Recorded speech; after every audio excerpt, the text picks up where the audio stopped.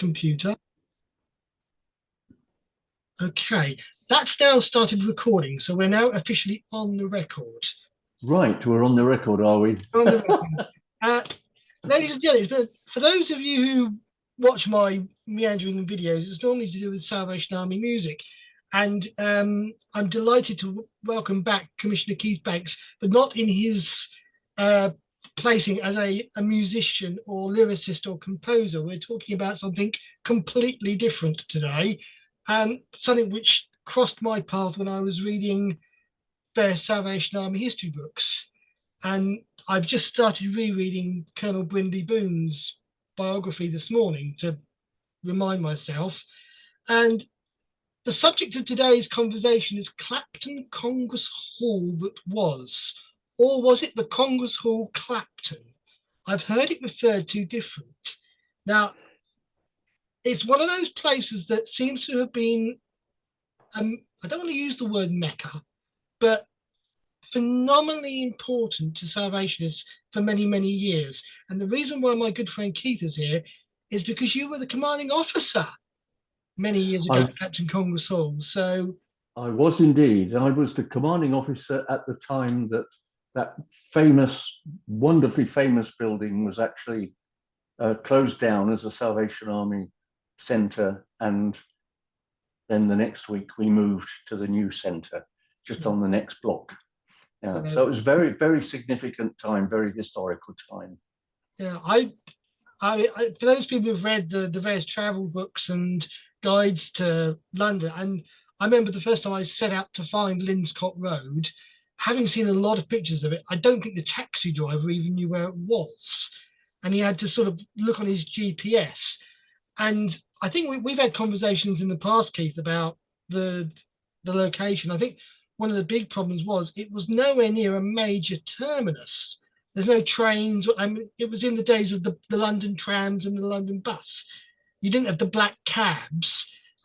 I'm just I mean, it was amazing. I mean, you had the Mother's Hospital just opposite, didn't you?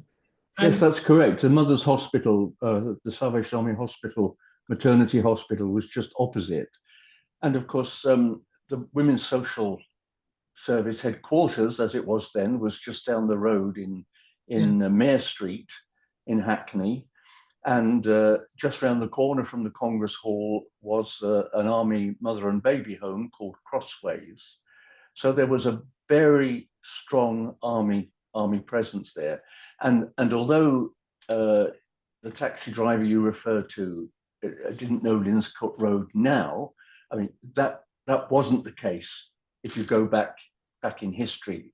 It was difficult to get to because, as you say, there were no easy transport links. It was the bus really, or you walked, and that was a real problem. But people coped with that decades ago. But everybody seemed to know where Linscott Road was and why it was important. And it is said on great authority that London bus conductors, when they came to the Linscott Road stop, would shout out, "Linscott Road, let us pray," which was a clear indication that they knew that was Salvation Army province up there. Yeah. I mean, I think I read once that it housed something like 3,000 people at its peak. And bearing in mind that when we done ISB 120 at the Albert Hall, I think that was something like 5,500. So you're not too many people off the Royal Albert Hall. That's big. I mean, I don't know many army halls that could seat that many people, but well, when it was first converted into a hall for meetings, services, worship, and praise, I believe it seated 6,000. But then it was modified, and when I was appointed to be the corps officer, it seated 2,000. It was originally built to house 300, I should say, orphans. And I don't know if you can see this. That's a picture of it as the orphanage. Yeah. That's the London Orphan Asylum in Clapton. Thank you. That was what I was looking for. Asylum. It was originally an orphan asylum, wasn't it? That's what they called it. Yes, yeah, Yeah. orphan asylum. I think that was a kind of a generic term, but it had to close down for various reasons, and then somebody must have said to William Booth, "Look, there's a fantastic place just down the road in Linscott Road. We could make use of that as a Salvation Army centre," and it became uh, so well known. I mean, cadets were trained there from up Yeah. until 1929, Yeah. and there were the weekly holiness meetings, the meetings that General Elbert Osborne wrote a song for every Thursday night. And there are pictures of crowds of Salvationists We've got a flocking few in the. into. Yeah, I'm Yeah, hoping to be able to display a few in a few minutes, but for someone who I'm unfortunately not old enough to remember it, I have been to the very modern and very successful and lively Clapton core, which is, as you say, is just down the road, which is, as far as I know, is still going and very successful and very much, as always, part of the community. very much so. It's very interesting to see that if you look at the history books and you read of these people, the All London Musicians Conferences and all the big events, not in the Royal Albert Hall or the Royal Fair, it was at Clapton because obviously there was a place that we had control over. And as I said, I was reading Brindley Boone's book, and he said he went there as a young man, as a young cadet, and there was not enough space at this particular meeting to feed everyone. So half the Yes, cadets were sent out to do an open air, so the other yes, half could have a seat to have a yes, meal before the evening meeting began, and they swapped over. yes, So it was just, you had to have, sometimes you had to wait outside while the meeting was on to get a ticket in order to get to the next meeting. yes, yeah. It must have been a particularly inspiring. So, where go back a little bit. Where are you coming from when you were appointed to Clapton? What was your call before that? Was it? My appointment before that was Skegness on the East Coast. Yeah, good old But, Skeggy. Been there a few times. but while I was there, I contracted a very serious illness, and I wasn't able to work for 6 months. Ooh, ouch. So my wife, Pauline, led the corps at Skegness for 3 months. And then for 3 months, we had what we used to call then a sick furlough. Yeah. I went to recover. The interesting thing is the doctor cleared us to go back to work, said, yes, I think you can resume work. So I notified headquarters and I was called in, said, I'd like to go and come and talk to you. And the officer who was responsible for appointments was then called a field secretary. And he said, what do you want to tell me? I said, I've come to tell you that I'm ready to return to work if you can find a suitable appointment for me. And he just said, oh, hallelujah, you're the answer to my prayer. Just this morning, an appointment has come available, which I think is absolutely right for you. I said, oh, well, that's great news. And thinking of some fairly modest kind of appointment. And he said, it's the Clapton Congress Hall. And I really didn't know how to react. I mean, we had only been officers 6 years at that point. Mhm. And we were going to the Congress Hall because of all the army presence in the area. There were 60 officer soldiers Yeah. at that corps, 60 officer soldiers attending there, and 200 people were on the roll. And it was an incredible appointment to receive. So we went feeling very happy about that. We were only to have 6 weeks in that old hall. Yeah. So we moved into the officers' accommodation only for 6 weeks as well, because after that 6 week period, we had to move out of the Congress Hall, the Clapton Congress Hall, the old building, into the new one.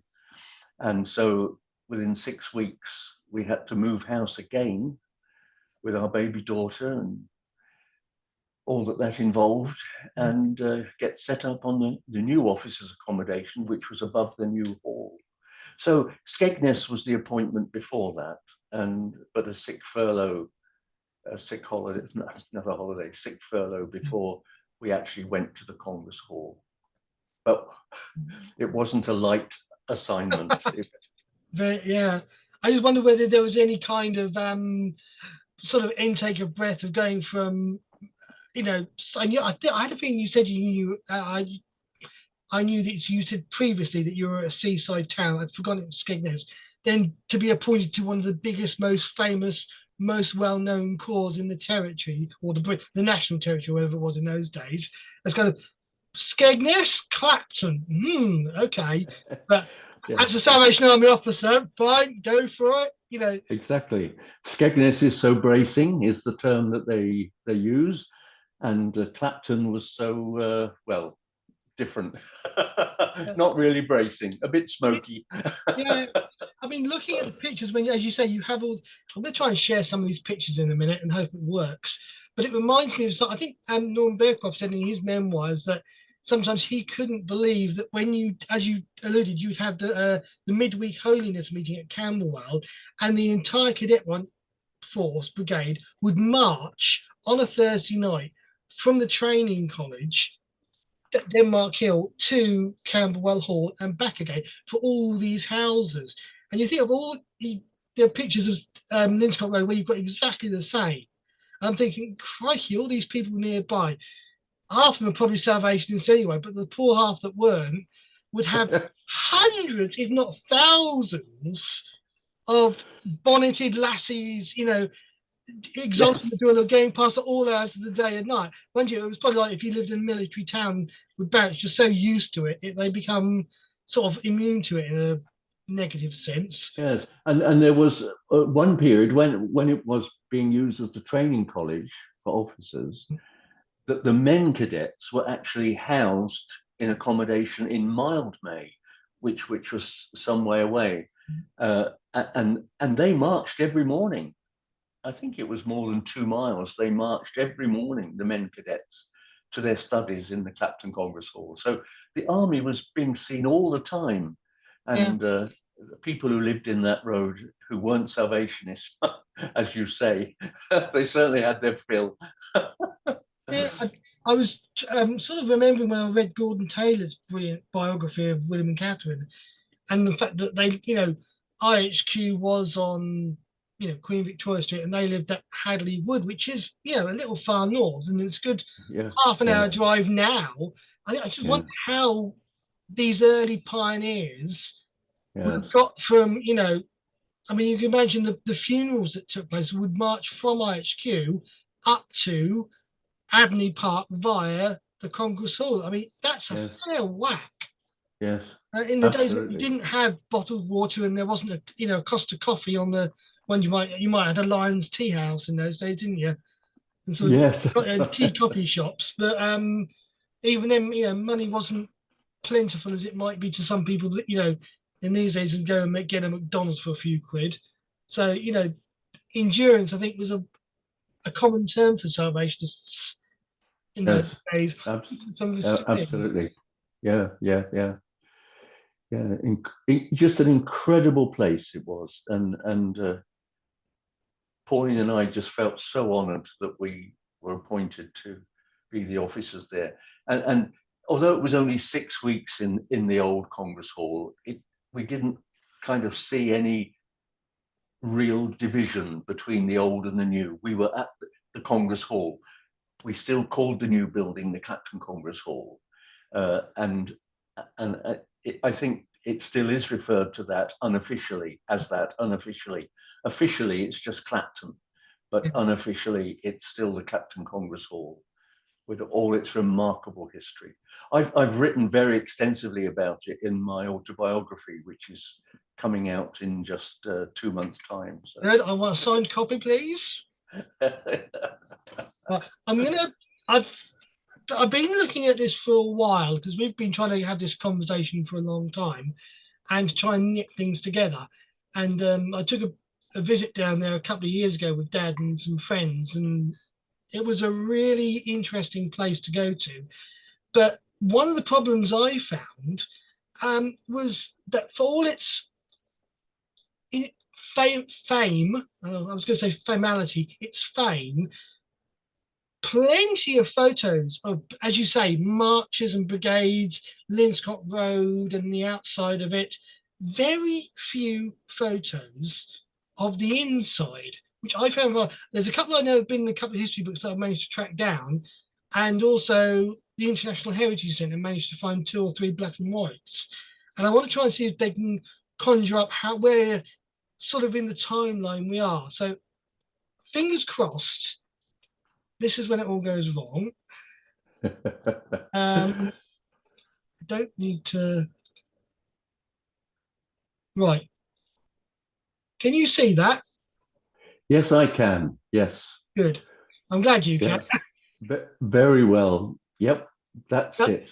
that's a, I think, an old postcard I've had. And obviously, if you can just see on the left hand side, we've got some Salvation Army lassies. Yes. Very, I mean, not all army girls in those days seem to wear the same. There would seem to be a wide variation in bonnet wearing for some reason. You just thought the Yes. quarters would have all been the same, but maybe it was Yes. different for where you were going and all the rest of it. But you Yes. know, I suppose this is the stereotypical picture of the picture postcard image of Clapton Congress Yes. Hall, straight It down is. Winscott Road, Yes. the famous Yeah. porticos with Salvation Congress Hall Yeah. painted on the top. And I've just noticed there's a clock on the top. I'm So not. I'm not sure. Is it a clock or looks like a a, clock to me. clock or But a decoration? I'm not sure. I yeah, don't remember a clock, but it may well be. uh, It does seem to look like it. I mean, in some ways But it of course, reminds. Go on. all that remains now of that are the columns. I'm just gonna.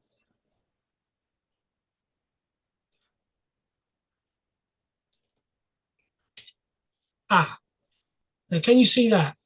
Yeah, I can see that very well. I think Yep. it says a funeral service for Commissioner Booth Tucker Yeah. to be done by General Higgins. But I wanted to include it because this has like the parade out of the doors. Yeah. You've got this sense of, I mean, it reminds me of St Paul's Cathedral with the portico columns and maybe the Bank of England, where you've got this imposing structure, Yes. front of it. So And not easy for a funeral because there were lots of steps up, and once you were in, you had to go steps down, a lot of steps down as well. now this is a So, photo I took a couple of years ago, and yep. I was really surprised. I actually managed to get right up onto the steps there, just under where it says HTSA. And Yes. obviously on the previous photo, you can see the various wings with the windows. So Yes. uh, there is a map for. But Keith, talk me through the geography of this. So as you're walking up this road and you're going into these doors, what am I faced with? Am I in an ante room? I mean, what do those doors when this is Yes. Congress Hall? What are we walking into? Well, my memory is that when you go through those doors, you have corridors off to the left and the right, but then you go up the stairs, and then once you're at the top, you're looking down into the hall, and then there are steps down to the Main bottom hall. floor. Really, it was. See, originally this was the kind of a quadrangle where the children in the orphanage played. This was where the hall area I'm talking about, where the children from the orphanage played. And I given to understand there was a small chapel in the middle of that quadrangle. Because the But quadrangle wasn't covered over, was it? no, We no. put the roof on. Yes, the founder or his advisors had this great dream of roofing that over and making it into this huge auditorium. So when you went in through those doors and up the steps, the huge platform would be to the left, and then you'd have tiered seating all Mhm. the way around the oblong of shape, and then you'd have steps down onto the ground floor where there were hundreds more seats, of course. So well, I mean, we've got the main concourse, but I mean, we've had previous conversations about it. And as you said, it was a training college. I mean, I think the High Council met there 2 or 3 times. I think if anyone wants to go on, well, it was on there. I don't know whether it's still on the British Pathé website. Were some British Pathé newsreels of, I think, the 1933 and 1939 High Councils, where you Yes, see like Catherine Bramwell Booth and Evangeline Booth meeting people on the steps. So you had all these yes, ancillary rooms that must have the people that must have used them in the past for study. It must have been a kind of walking back in history to walk into some of these um, back office rooms. yes. Well, and of course, you had all the cadets' accommodation. So That's going out, there you that's are. what it's Yes, found. I was looking for that today and couldn't find it. So, It's um, probably you who sent it to me, to be honest, which I'm very right, yeah. Right, there we go then. Um, it's not possible to rotate that to the right, is it? um not easily, no. It's been locked No, into a no. slideshow.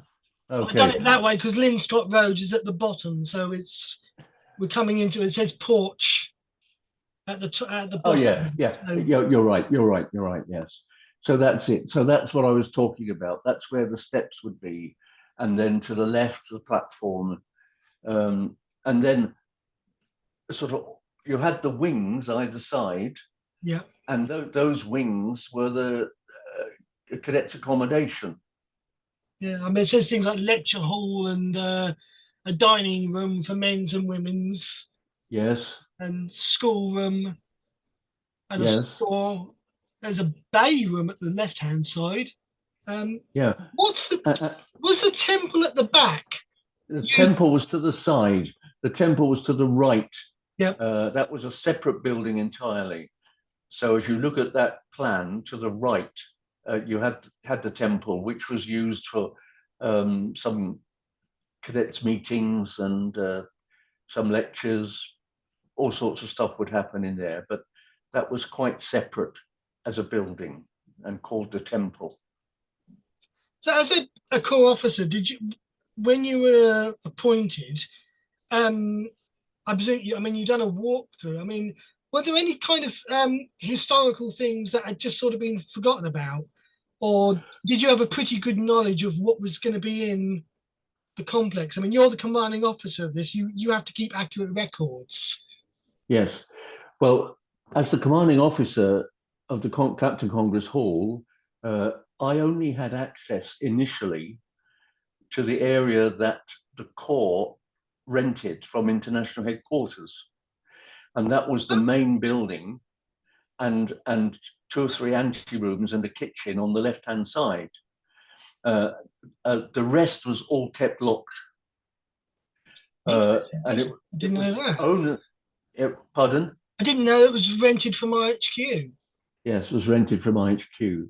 And I don't want to give away every secret from my book, but um, when it came to closing down, and it had to close because of a compulsory purchase order by what was then the Greater London Council, IHQ came to me and said, as a corps officer, you're responsible for clearing out the whole building, which was a little bit unfair, especially after coming back from being so ill. But of course, you saluted and you did it. And I wasn't going to complain because I had an interest in army history. And here was a wonderful opportunity for me to explore areas that hadn't actually seen human footprints for years and years and years. Mm. There, and yes, to answer your question, I found some incredible gems locked away in those rooms, some of which were the property of the founder. And more details about that you can read in my book. But Absolutely. but I handed everything over except just 1 or 2 pieces that fell off as I was carrying the boxes to the van. So as someone who was a commanding officer, where obviously you're getting into you've got your loyal soldiery and congregation, and your local community. But being as this is Clapton Congress Hall, and that, maybe by this time the All London Bandmen's Council's probably moved to Royal Albert Hall. But was there a sense of, if they said, "Oh, the general's going to come and lead a day of meetings," you kind of, okay, I'll just have to hold that off for next week? Or how did that happen when the International Brigade wanted to come in and do a meeting or do a weekend? And did they kind of Well, arrange or say the general will be preaching 3 weeks time, or how did that work as a? I'm not absolutely sure about that. It didn't happen in the 6 weeks that we had in that old building. There was just one IHQ meeting, and that was the valedictory meeting, the valedictory service, which marked the official closure. But I would imagine that either the Corps was absorbed into what was going on or co-opted into lots of work that had to be done, like preparing meals for everybody and all that kind of thing, or they would have had their own meetings in the temple. I just it reminds me of when we used to do Butlins, particularly at Bognor, and the hall of Bognor always seemed to be a very small place, and you just had this invasion of Salvationists. So it's like, yes, hang on a minute, but I'm told the Bognor Corps is a very lively and well respected place, but being in a place where you have these immense complexes, that they're probably second nature. It alludes back to the barracks, doesn't it? Where yes, it's an everyday sign to have all this activity, so the locals are very used to it. But yes, did yes. you ever have conversations with the people in Linscott Road? I mean, I find it very hard to believe that every single person living in that locale was a diehard yellow, red, and blue Salvationist. But were there conversations with people who did they just sort of, "Oh, who was that? Who did you have last week? He sounded good." And who was the band that was not your usual band? Yeah. It must have happened. It didn't happen in the 6 weeks I was there, but it must have happened. And I think we did. In the early days, there were Salvationists who lived very locally, who lived around the place. I mean, the core, the congregation was so big that there was a corps sergeant major who had a team of sergeants, which is, of course, the original intention of the whole concept of a sergeant major responsible for sergeants. Yeah. So at Clapton Congress Hall, the corps sergeant major has very high profile responsibility in the congregation.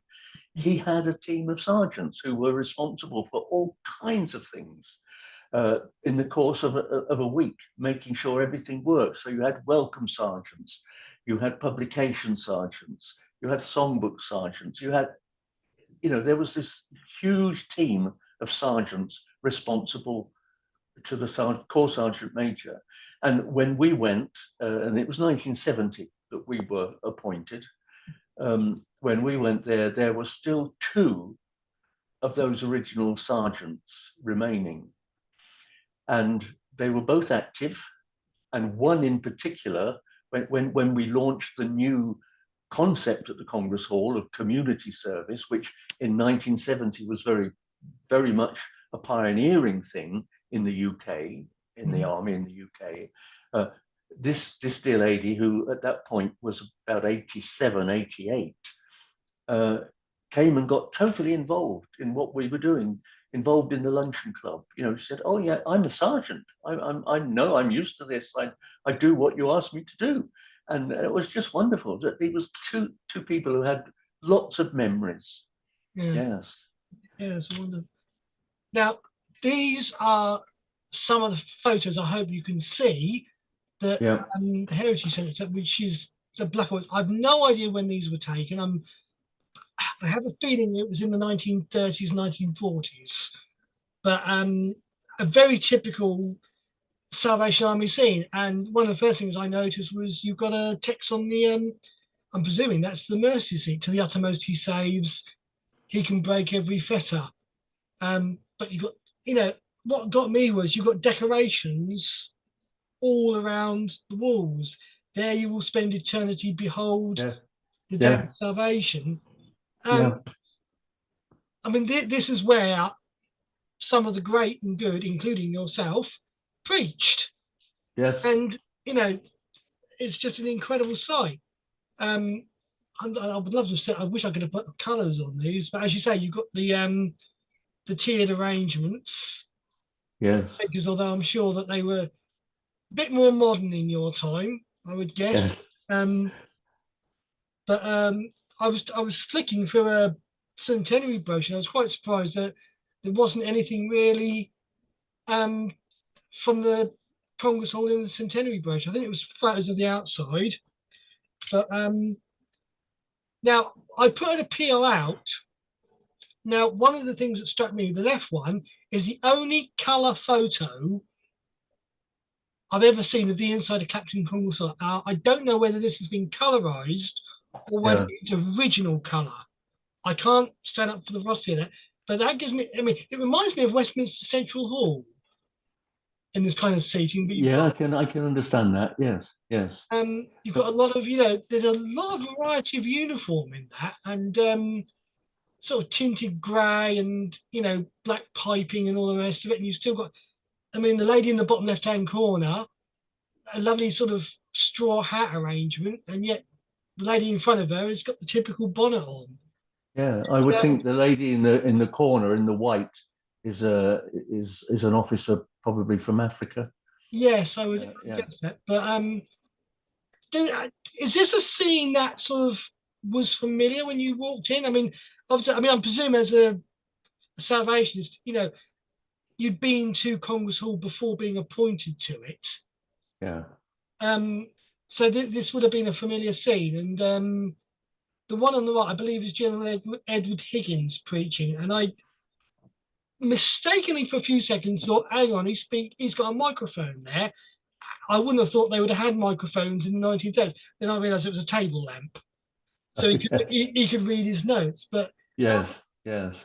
was That's there? an interesting picture. To think I preached from that platform. That's amazing.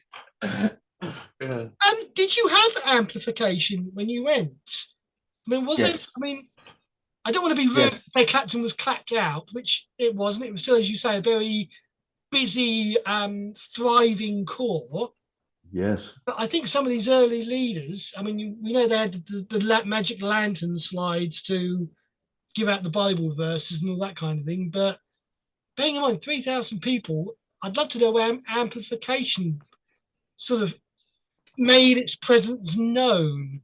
Yes. Uh, I don't know. It was certainly there when we were appointed, and when we arrived, there was a huge curtains across the middle, dividing the platform end from the back end of the hall.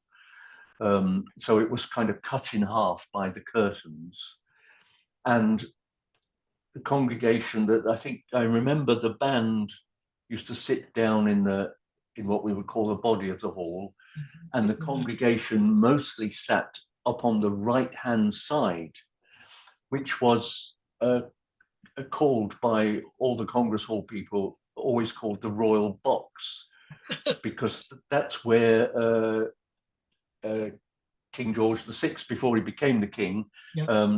He attended with his wife an event, and he sat at the front row on that right hand side, and forever after it was the Royal Box, and that's where everybody used to like to sit.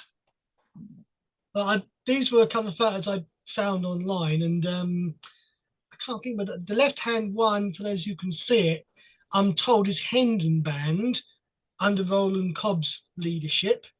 And from Right. the looks of it, it's taken from the upper left version of the platform. So, bearing in mind, as you say, the band would be in front of the platform. I think the bottom right-hand corner is the platform going off at a slight angle. Yeah. So you're sort of looking at the back. So this would have been a familiar view to you, I would guess. Yeah.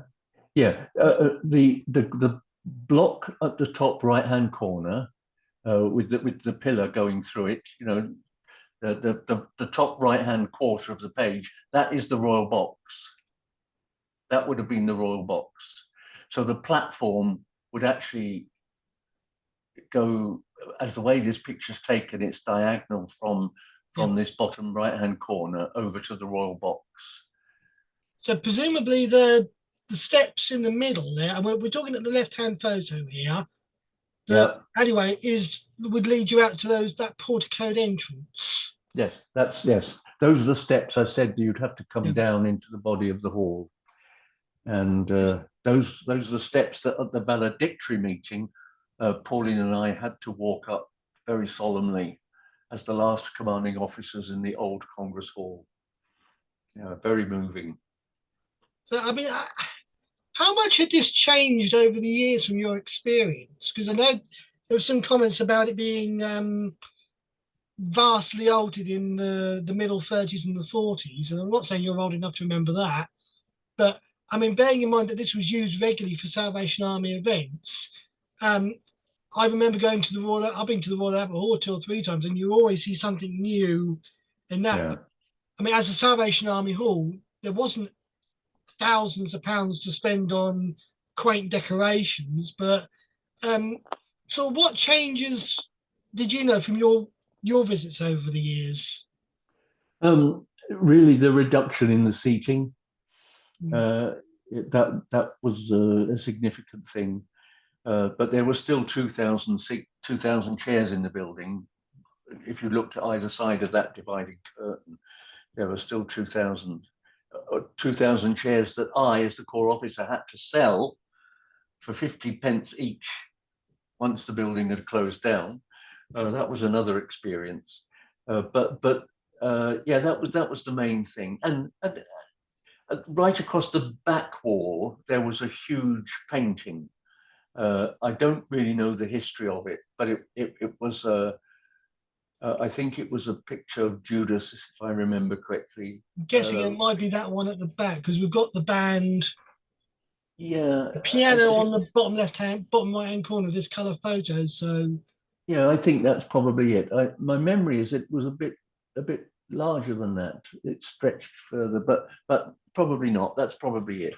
Yes, yeah.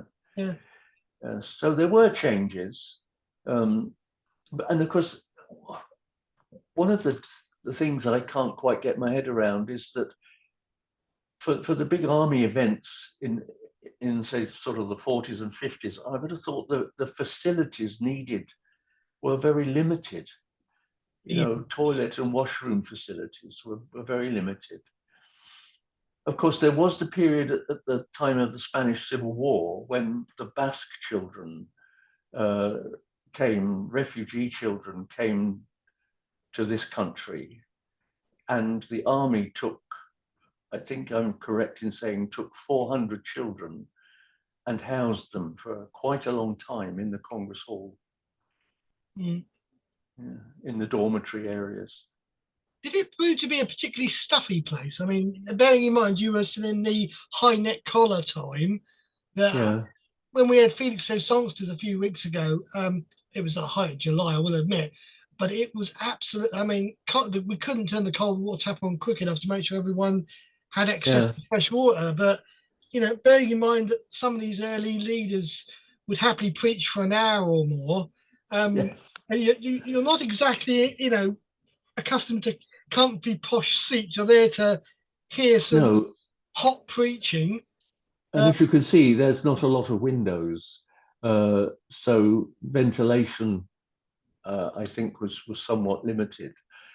But for all that, people loved the place. It just was iconic in Salvation Army terms, and it had this incredible atmosphere. You just walking in there was just amazing. Sessions at the International College for Officers used to come and walk into the place just to get the atmosphere, and it was moving to see officers from around the world kneeling at the mercy seat on their visit, just to experience kneeling in prayer in that building that had so much Salvation Army history that had seeped into its fabric and its brickwork. Amazing. Amazing. Yeah. I mean, it was I mean, I think we kind of forget nowadays that how massive the Salvation Army was. Yeah. Literally starting on the Mile End Way, on the East End, and Hackney Yeah. and Clapton and Poplar and Mile End and Limehouse and Whitechapel. I mean, places that were the dingiest. I mean, these weren't the West End and the Ritz and the Lord Peter Wimseys of the day. This is Yeah. where the East India Docks and St Paul's, where the sailors came in. So you were in an area that was, of need of the salvation of Christ.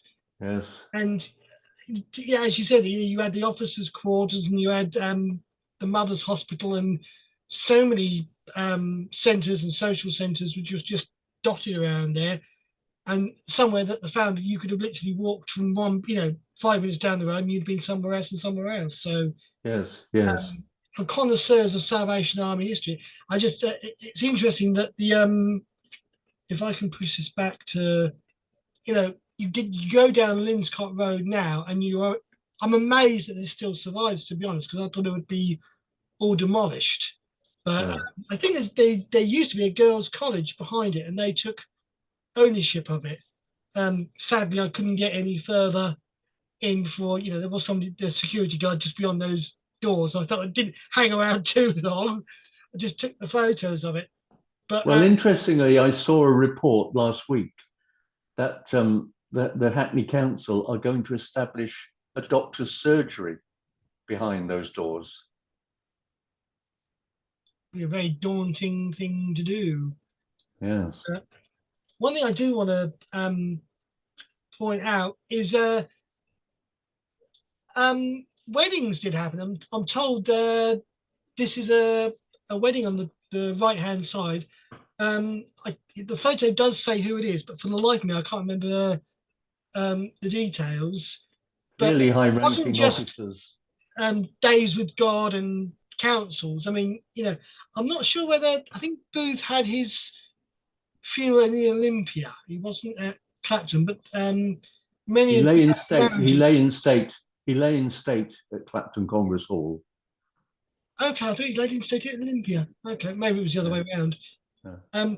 But it wasn't just councils and training. There were some notable people who did get married there, because obviously it was a Salvation Army Hall, and people wanted to, celebrate with the family there. And Yeah. it's Yeah. a very ornate structure. But you can imagine some of these early Salvationist officers, preaching over that bar rail type construction. It's very elaborate. And I did say I did what I will not name the corps, but some years ago I went into a local corps and they still had pictures of the founders on Yes. the thing. And I said, "Oh, golly!" I said, "Haven't you got rid of them?" He said, "Well, he's the founder." I said, "Yeah, but he's been dead for about 90 years." I said, "A picture of Jesus Christ, Christ standing behind the light of the world, but you got the general leaning in his characteristic pose and Bramwell on the side there. I've no idea who is lurking in the side of that door, like some kind of a sentry duty. But Yeah.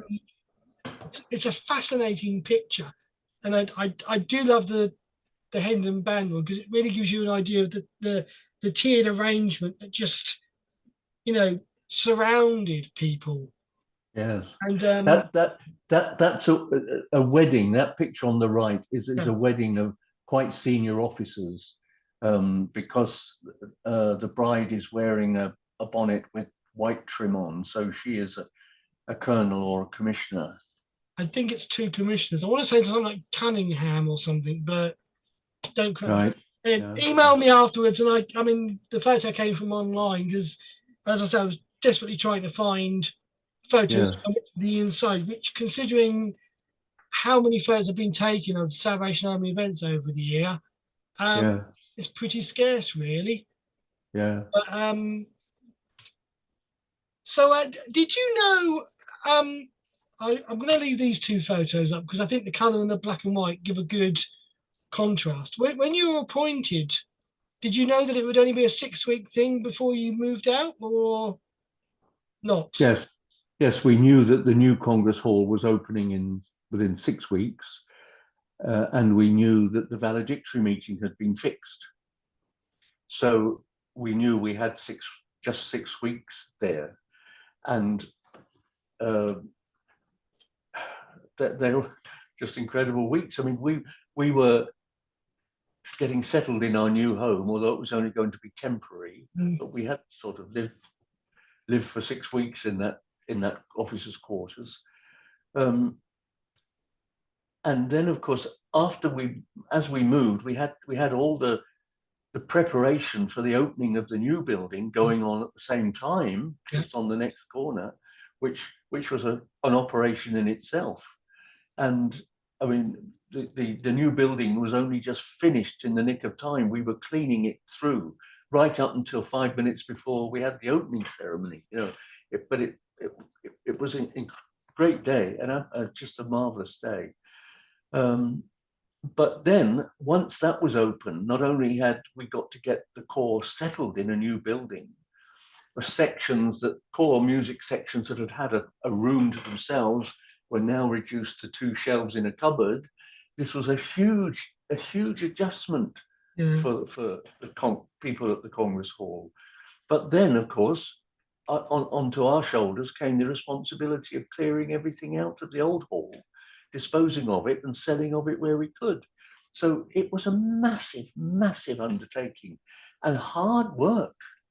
And the Congress Hall people were great support. They really were a great support. But that was an awful lot going on. So we were settling into the new building while we were still having to clear out the old one. Do you have? You said it was because the council had compulsory purchased it. Yes. No, yes. Do you have any idea why that happened? Was there sort of building problems, or I don't know. No, I don't know. Just wondering why, because obviously I know some corps they have to, because there's major building work and they want to restructure and do roadworks. But bearing in mind the portico is still there, and whether that's listed or not, I don't know. But I just wonder what the thing was. But then again, as you say, by the early 1970s, we'd sort of moved into the Albert Hall and Westminster Central Hall, and the transport links were not as plentiful as they once were. But it's one of those fascinating little places that seems to have been lost to the time. And the last few months I've been sort of picking up, as you'll appreciate, one of my spare hobbies is the history of Salvation Army music. And I've been trying to, over the past sort of year or so, knock out a list of marches that have been named after places or written for places.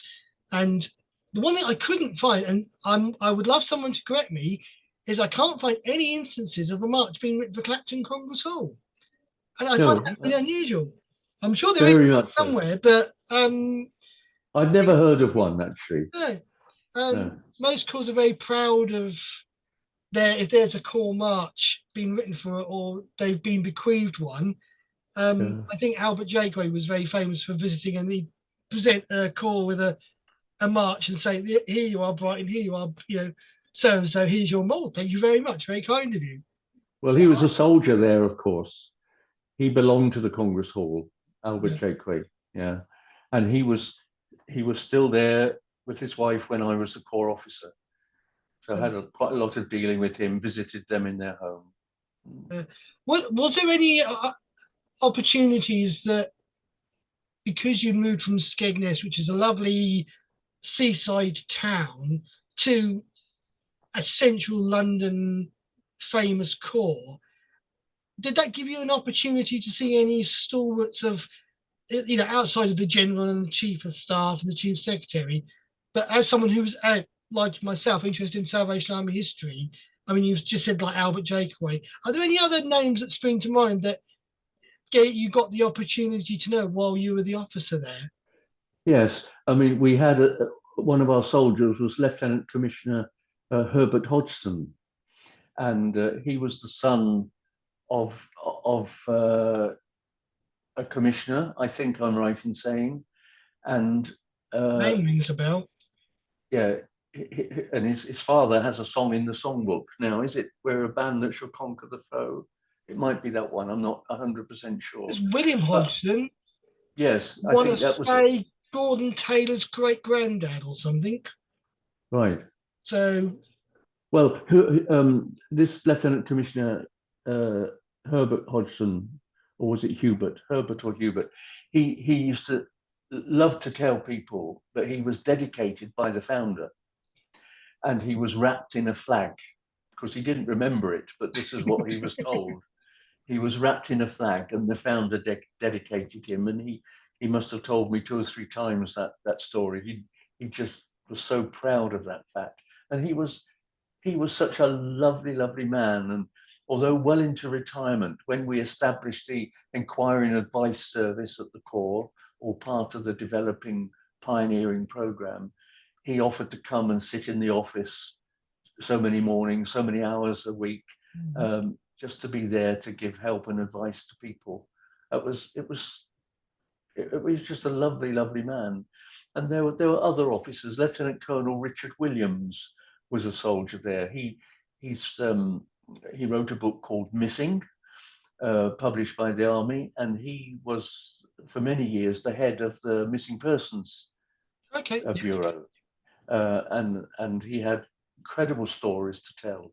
But he and his wife were soldiers of ours, so supportive, lovely, lovely people, as were all the retired officers there. Some great people, and many of them had spent all their officership in women's social services because the headquarters was just down the road, and they had such a rich experience of army service. Lovely people. a very, I mean, like many corps, as a corps officer, it's just it's the people that are the support structure who help and enrich not just worship, but Oh, the just the DNA of the corps. yes, I think on my own court, Woodbridge, and some of the saints that have gone past, and it reminds me of Bill Hymes's famous quote about Ray Stedman Allen about a musical giant, and he said no, he'd wince at that term. He's just done a few things. Someone who was very much just wanted to get on with things, yes, and these yes, people were there to help and just to do what they always wanted to do, just show the love of Christ in action. And it's one of those places that has gone down in history as just an absolute center of Christ, Christ in the community. I'll get the words right in a minute. yes, yes, yes. So how long were you there for? In total, 3 years. Oh, fair Uh, time for that time. I mean, yep, yep. We were 3 years, after which we were appointed to Carlisle Citadel. So we moved from the new Congress Hall to Carlisle Citadel, both of which had been designed by the same architect, Kevin Jefferson, and had striking similarities. So we felt very much at home there. Yeah. I think you get that nowadays. Certain calls get designed by the same people. I mean, Yeah. Ray Oakley's book "To God Be the Glory," or "To the Glory of God," whatever it's called, is a fascinating insight into just not just the early structures, but the modern structures and how that's evolved and how core work has evolved around. The building evolves around. Yes. Like it's not just locked into position, and Yes. a multifunctional core is represented by the facilities it can offer. Yes. But yeah, it's, as I say, it's been one of those buildings when, like the Mother's Hospital, and taking my father a couple of years ago to Abney Park for the first time. I was very surprised to learn that I'd been there 2 or 3 times, and that although my father was very much like yourself, um, went to all the major events and would, if there was a concert going or a festival by band or songsters, or there was a preacher or a Salvation Army officer, divisional holiness meetings and so forth. And he quite surprised me when he said he'd never been to Abney Park. And Well, we made the trip to it. But I, I don't know. I mean, you may know this. You may be able to put water on this, Keith, or sort of debunk this rumor. But I did hear once that, I think it was during the centenary celebrations, that there were people who had to keep an eye on the founder's grave because all the overseas visitors would take the chippings off the founder's grave as a souvenir, and they had to, Abney Park authorities had to keep replenishing. Oh, can you keep an eye on this, please? Uh, I've heard that said before. I can't confirm or deny it, but it wouldn't surprise me. I was very blessed when I asked the Heritage Centre if we, by any chance, knew of how many Salvationists were buried in Abney Park, because there were a lot of other. There's a cemetery down near Gospel Oak, I think, a huge place, which I think has got like Wilfred Kitching and Albert Osborne and people buried in it. But I was given a huge list of the amount of Salvationists, and you stand at the founder's grave and look round, and it's just, I mean, it's a nature reserve now for anyone who's never been there. It's a very beautiful place, um, totally free to get into, but you've got to be able to find it, which is not an easy thing to do. But to visit the founder's grave and the huge big crest that adorns it, and all the officers that are surrounding it, and you've got some infamous, wonderful names there. Yeah. These were the pioneers of the Salvation Army, and they Yes. continue to inspire us by the people that got saved under their leadership. Yes. I think that even now, when you read of like the International College for Officers, something that's still going strong today, it's a wonderful place. And I think Congress Hall, for those who are old enough to remember it, and unfortunately that's a little bit further in time than maybe we want to admit to, but it's somewhere that lives in memory, and that, many thousands of people will have passed through that door and will have come to know the living Christ. And we thank God that Clapton didn't close. As you say, you successfully made that wonderful transfer, and the core lives to this day. Yes, it does. Thank you. Thanks to the Lord for that. Yeah, it lives on. So before we close this little session off of down memory lane, what are when you think of Clapton Congress Hall and your time there, what are the most striking images and people that, as you said, come to mind readily? Because we've spoken on many occasions about Salvation Army history. You've lived it. You've been in these buildings and you met these people. Who, if you could sort of hold a cross up and say these were the saints of Clapton Congress Hall, who are the people that spring readily to mind as these stalwarts that you experienced in your time there? Well, there were those two sergeants, Sergeant Seaby and Sergeant Smith. I think, yes, I'm sure it was Smith. Yeah, anyway, two lovely people who had served the Lord so faithfully for so many years. They kind of embodied the richness of the history of the Clapton Congress Hall. And then I think of our bandmaster, Ron Handley, we had then. Ron is still alive, and he lives in East London. And I think he's just passed his 90th birthday, but he has a lot to say about Clapton as well. But he was a bandmaster when we arrived, tremendous support to us.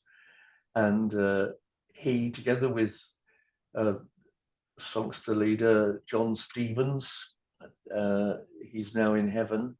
They were two strong stalwarts of the corps. Will McGovern, who was the corps secretary at the time, just great people, and just to be in their presence was awe-inspiring, So I think of these people, and I also just bring back to mind the feeling I had when I first went in that place as the corps officer, and this sense of history and the sense of privilege that Pauline and I had to be there. We used to laugh about going down in history as closing the old Congress Hall. But the other part of the story is that we're in history as opening the new one. And that was just remarkable. but the sensing the atmosphere, seeing that iconic portico, those columns, the mercy seat, I just, that all comes back so freshly to me. And then alongside that, I think of all the fresh expressions of army work that developed in the 3 years that we were privileged to be the corps leaders there. And because it's so commonplace now, and rightly so, we should be glad that corps are very much involved in community service. But in 1970, it wasn't the case. And Hemel Hempstead Corps, I think, was the only other corps in the territory doing any form of community service. And we were expressly charged, to develop a community program that would operate from the new building. And so that's what we did. We spent, I think, the first 6 weeks we were in the new building. On Sunday mornings, we would give a teaching program about how a community program was very much a part of the process of presenting the gospel to people, letting people know that we loved and cared. And then the hall was open 6 days a week, 9 in the morning till the evening, Monday to Friday, and Sunday, Sunday to Friday. The hall was just open and constantly manned. And you had all kinds of things going on in that building to which people came. It was a very exciting development. We used to call the place the Centre for Friendship, the Salvation Army, the Centre for Friendship. That's how we advertised ourselves. And it became known locally as the Friendship Centre, which I liked very much because, I thought, yes, Jesus wants you to be his friend and come and be a part of it. And people did. Yeah, I think that's what is wonderful is that when you look at the history of Clapton Congress Hall, and as you've alluded to, and it's come very strongly through, and I thank you for doing it, is the fact that you've got a soldiery that's very much aware, like some of these huge big corps. And I think of my own corps, Woodbridge, over the years has unfortunately shrunk, but that has allowed the soldiery and these stalwarts to be able to concentrate on not just automatically, the automatic pilot of Sunday open air, prayer meeting, band practice, and just almost doing these things by clockwork, but it allows that integration into the people outside. Yes. And the fact that you've not got a 3,000-seater auditorium, you've got a lovely building where you can focus more on what you need to focus. And it's the Lord doing the focusing and saying, okay, this is what, as Christ into the future, as the song says.